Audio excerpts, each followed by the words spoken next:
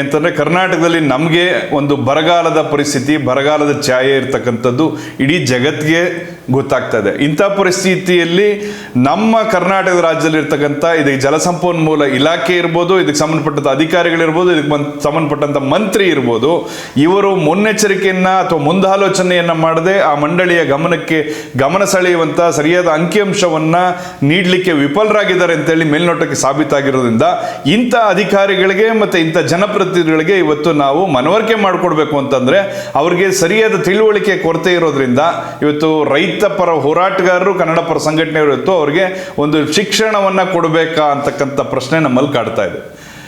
ಆ ಒಂದು ಇಲಾಖೆಯ ಆಳ ಮತ್ತೆ ಅದರ ಒಂದು ತೀವ್ರತೆಯನ್ನ ಅರಿದೇ ಇರತಕ್ಕಂಥವ್ರು ಆ ಒಂದು ಸಂಬಂಧಪಟ್ಟಂತ ಸೀಟಲ್ಲಿ ಕೂತಿದ್ದಾರ ಅಂತಕ್ಕಂಥ ಪ್ರಶ್ನೆ ನಮ್ಮಲ್ಲಿ ಕಾಡ್ತಾ ಇದೆ.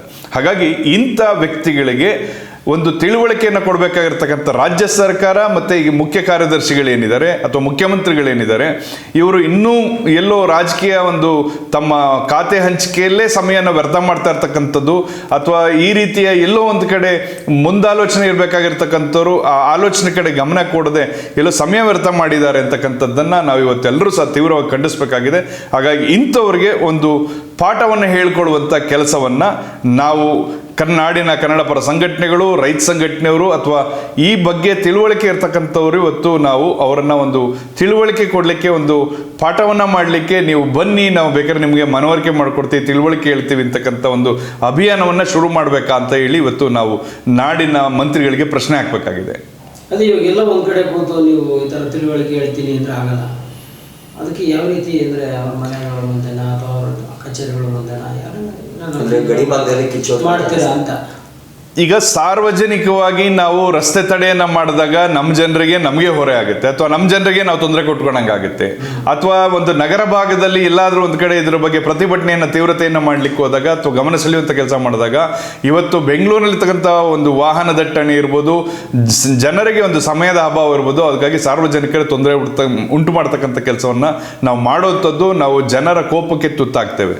ಹಾಗಾಗಿ ಈ ಜನಪ್ರತಿನಿಧಿಗಳೇನಿದ್ದಾರೆ ಮತ್ತೆ ನಮ್ಮ ಅಧಿಕಾರಿಗಳೇನಿದ್ದಾರೆ, ಈ ಇಲಾಖೆಯ ಅಧಿಕಾರಿಗಳಿಗೆ ನಿಮಗೆ ಆಹ್ವಾನವನ್ನ ಕೊಡ್ತಾ ಇದ್ದೇವೆ.